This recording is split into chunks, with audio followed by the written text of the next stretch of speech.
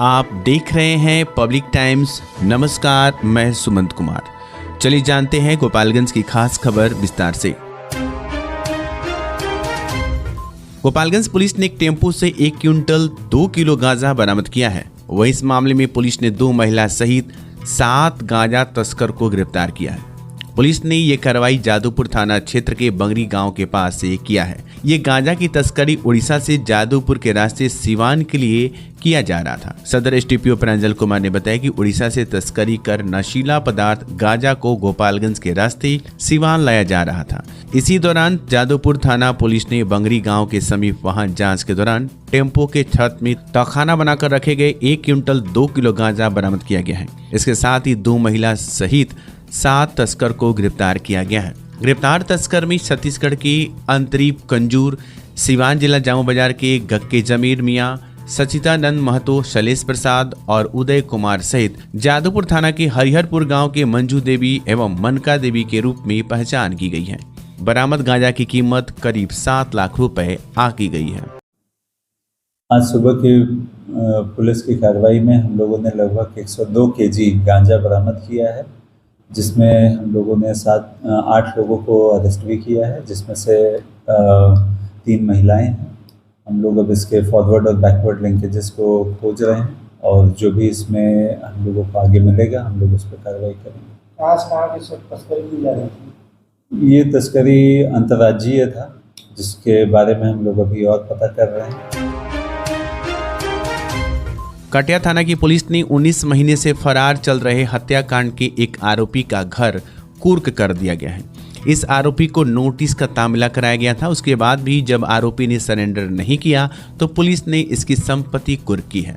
अब आने वाले समय में ये जल्द से जल्द सरेंडर नहीं करेगा तो पुलिस इसकी संपत्ति को नीलाम भी करने की दिशा में काम शुरू कर देगी। आरोपी पर हत्या और पोस्को एक्ट का मामला दर्ज है, जिसमें ये फरार चल रहा है। आरोपी की पहचान धनंजय राम, पिता शर्मा राम, साकिम, गोपालपुर थाना भोरे, जिला गोपालगंज के रूप में बताई जा रही है। थावे स्थानीय प्रखंड के बरारी जगदीश पंचायत के ग्रामीणों ने निजी रास्ता का विरोध करते हुए पीसीसी करने से रोकने के संबंध में सीओ को एक आवेदन दिया है। आवेदन में पंचायत प्रतिनिधि सहित ग्रामीणों ने आरोप लगाया है कि पाखोपाली से बरारी जगदीश को जोड़ने के लिए कोई सड़क नहीं है। बहुत ग्रामीणों ने अपनी निजी जमीन देकर पूर्व मुखिया के कार्यकाल में मिट्टी भराई व एकीकरण किया गया था। तब से गाँव के लोग इस रास्ते से आते जाते रहे हैं। वर्तमान मुखिया द्वारा निजी सड़क का पीसीसी कराया जा रहा है, लेकिन पाखोपाली के श्यामलाल शाह व राजेश शाह आदि लोगों द्वारा एकीकरण उखाड़ दिए गए हैं और पीसीसी नहीं करने दे रहे हैं, जबकि 1400 फीट सड़क का पीसीसी हो गया है। 100 फीट पीसीसी बाकी है। इसी सड़क के बगल में पाखोपाली धाम भी है। ग्रामीणों ने जांच कर पीसीसी सड़क कराने को लेकर हस्ताक्षर युक्त आवेदन थावे सीओ को दिया है। आवेदन देने वालों में प्रमुख रामावती देवी, मुखिया रिंकू देवी, सरपंच ललिता देवी, पैक्स अध्यक्ष सचितानंद यादव, हरिलाल यादव उर्फ बाल्टी बाबा, राम नरेश भारती, मोहम्मद इसराफिल, सुजीत कुमार यादव व अनिल कुमार सिंह सहित दर्जनों ग्रामीण शामिल हैं।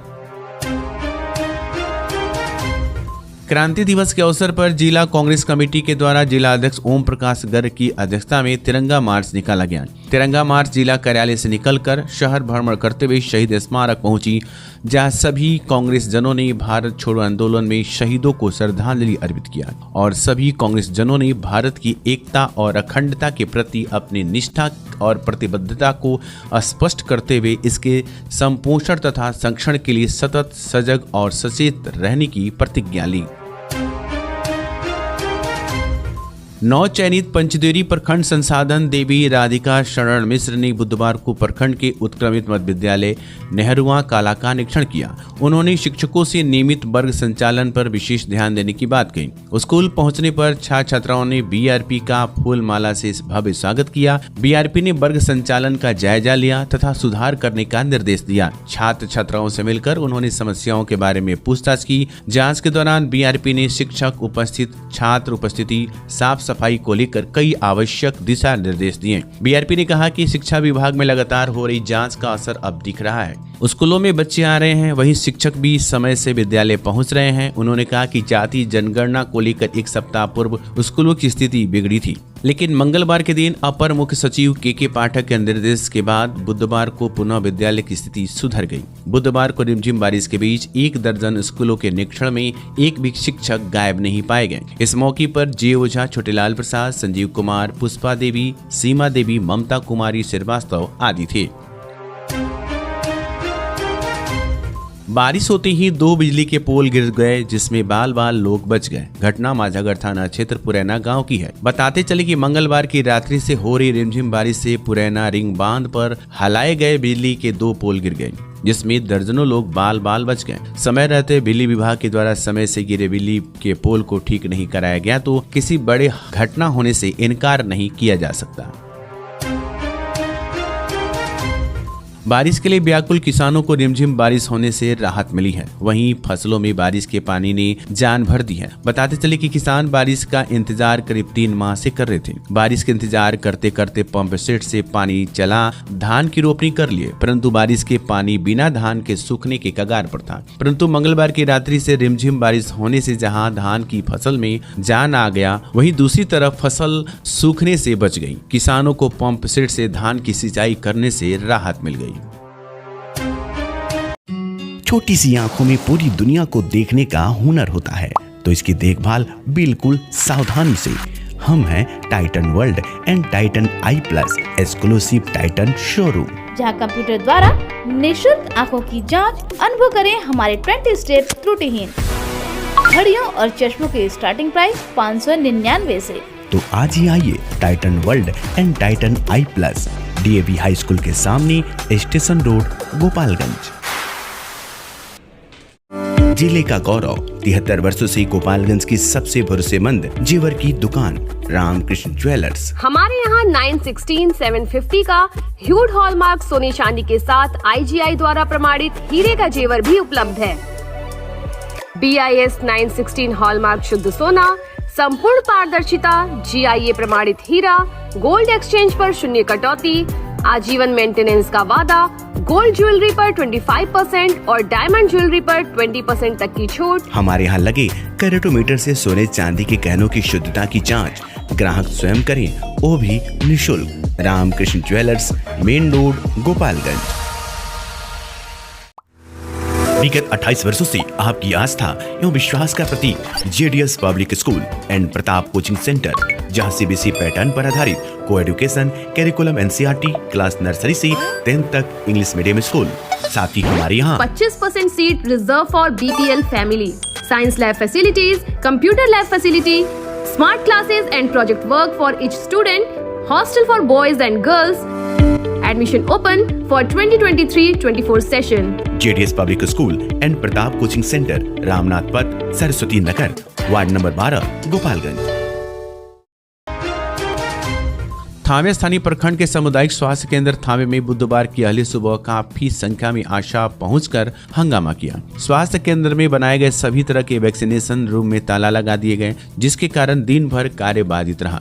जबरदस्त हंगामा के बीच समझाने पहुंची स्वास्थ्य प्रबंधक खुशबू कुमारी को एक भी बात सुनने को आशा तैयार नहीं थी। सूचना मिलने पर थाना अध्यक्ष शशि रंजन कुमार, अपर थाना अध्यक्ष कृष्ण कुमार तथा जिले के अतिरिक्त महिला पुलिस सामुदायिक स्वास्थ्य केंद्र पहुंची। आशा को बहुत समझाने के बाद भी बात नहीं मानी और वैक्सीनेशन रूम का ताला नहीं खोलने दिया, जिससे प्रधानमंत्री सुरक्षित मातृत्व अभियान एवं बच्चों की वैक्सीनेशन कार्य पूरी तरह से बाधित रहा। मौके पर अनीता देवी, लीलावती देवी, मंजू देवी, कौशल्या देवी, उषा देवी, राजकुमारी देवी, चिंता देवी व विद्यावती देवी सहित प्रखंड की आशा शामिल रही। थावे स्थानीय प्रखंड के सामुदायिक स्वास्थ्य केंद्र थावे में वैक्सीनेशन रूम में ताला लगाने व सरकारी कार्य में बाधा पहुंचाने को लेकर चिकित्सा प्रभारी डॉक्टर अविनाश कुमार ने कुछ आशा के विरुद्ध थाने में कार्रवाई के लिए आवेदन देने की बात बताई जा रही है।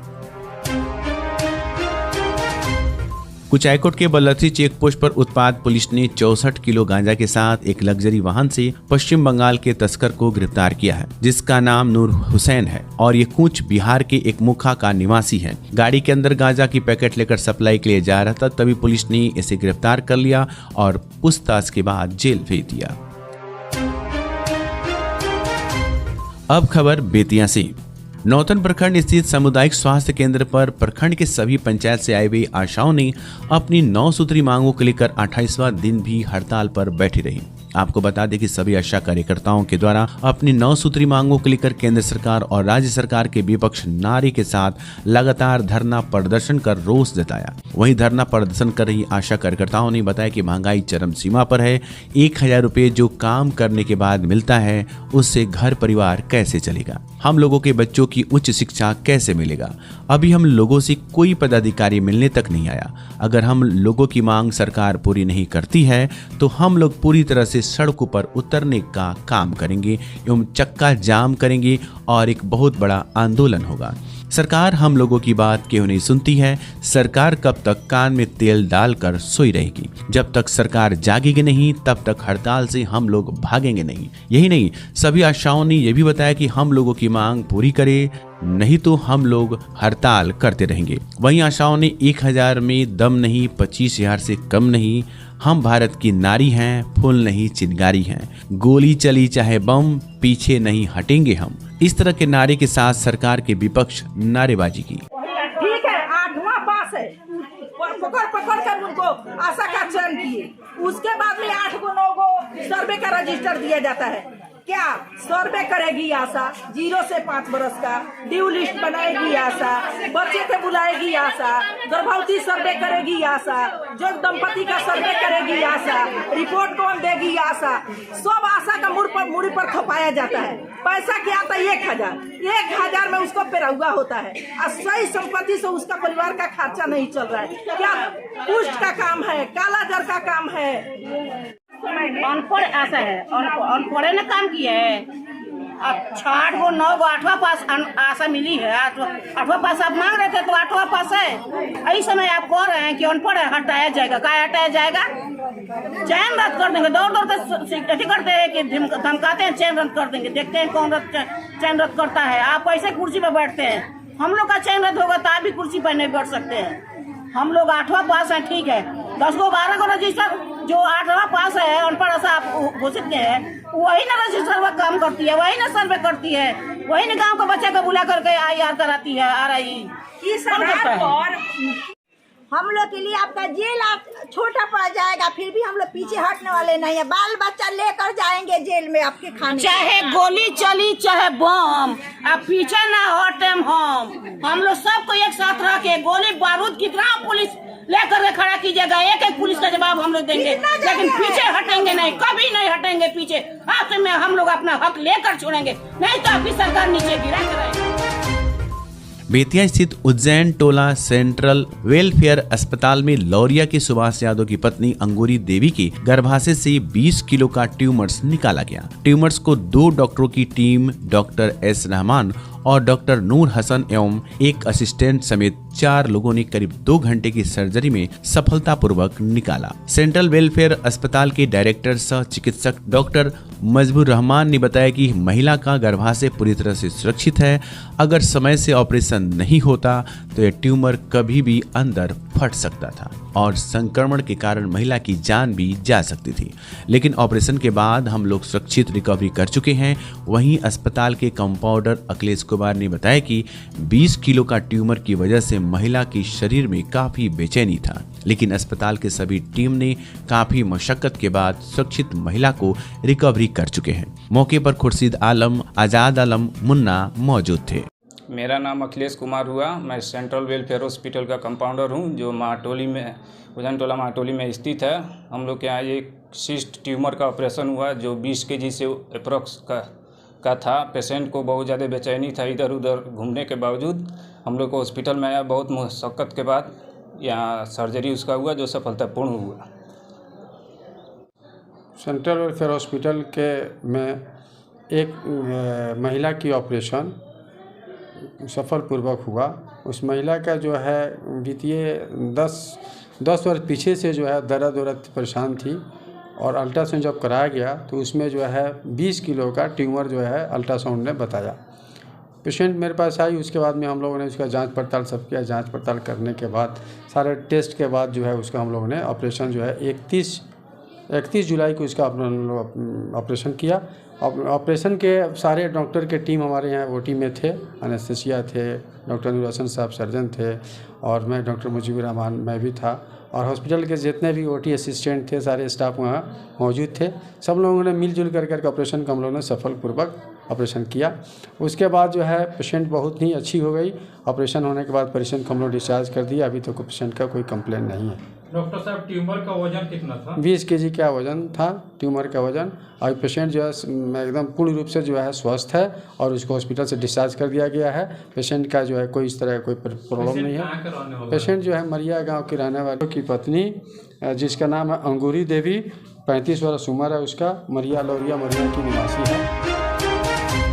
बैरिया प्रखंड क्षेत्र के मियाँपुर पंचायत के वार्ड नंबर 7 में नाला निर्माण योजना में प्रखंड पंचायती राज पदाधिकारी ने कार्रवाई का आश्वासन दिया। पदाधिकारी ने बताया कि किसी भी कार्य में अगर मानक के अनुरूप नहीं किया जाएगा तो कार्रवाई सुनिश्चित है।